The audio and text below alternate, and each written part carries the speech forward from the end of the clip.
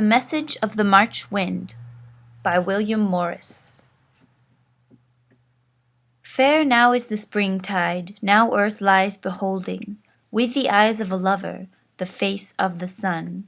Long lasteth the daylight, and hope is enfolding the green growing acres, with increase begun. Now sweet, sweet it is through the land to be straying, mid the birds and the blossoms and the beasts of the field. Love mingles with love, and no evil is weighing on thy heart or mine, where all sorrow is healed.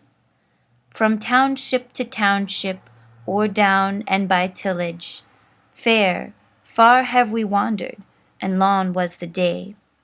But now cometh eve at the end of the village, where over the grey wall the church riseth grey. There is wind in the twilight, in the white road before us. The straw from the ox yard is blowing about. The moon's rim is rising, a star glitters o'er us, and the vine on the spire top is swinging in doubt.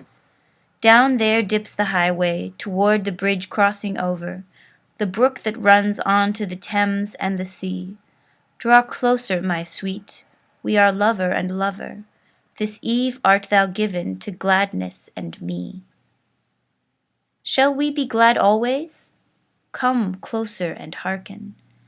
3 fields further on, as they told me down there, when the young moon has set, if the March sky should darken, we might see from the hilltop the great city's glare.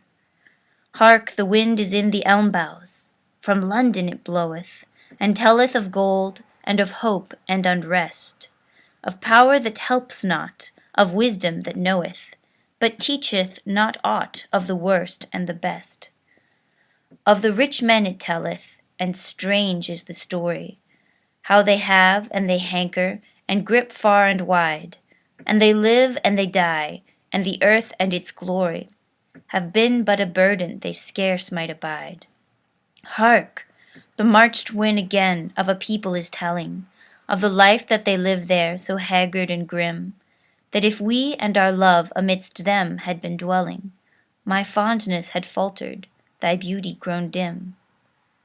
This land we have loved in our love and our leisure, for them hangs in heaven, high out of their reach. The wide hills o'er the sea plain for them have no pleasure, the grey homes of their fathers no story to teach. The singers have sung, and the builders have builded, the painters have fashioned their tales of delight. For what and for whom hath the world's book been gilded, when all is for these but the blackness of night? How long and for what is their patience abiding? How oft and how oft shall their story be told, while the hope that none seeketh in darkness is hiding, and in grief and in sorrow the world groweth old? Come back to the inn, love, and the lights and the fire, and the fiddler's old tune and the shuffling of feet, for there in a while shall be rest and desire, and there shall the morrow's uprising be sweet. Yet, love, as we wend, the wind bloweth behind us, and beareth the last tale it telleth tonight, how here in the springtide the message shall find us, for the hope that none seeketh is coming to light. So the hope of the people now buddeth and groweth, rest fadeth before it, and blindness and fear. It biddeth us learn all the wisdom it knoweth. It hath found us and held us, and biddeth us hear. For it beareth the message, rise up on the morrow, and go on your ways toward the doubt and the strife.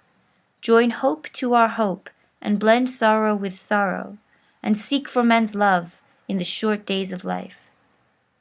But lo, the old inn, and the lights and the fire, and the fiddler's old tune, and the shuffling of feet, soon forth shall be quiet, and rest and desire, and tomorrow's uprising to deeds shall be sweet.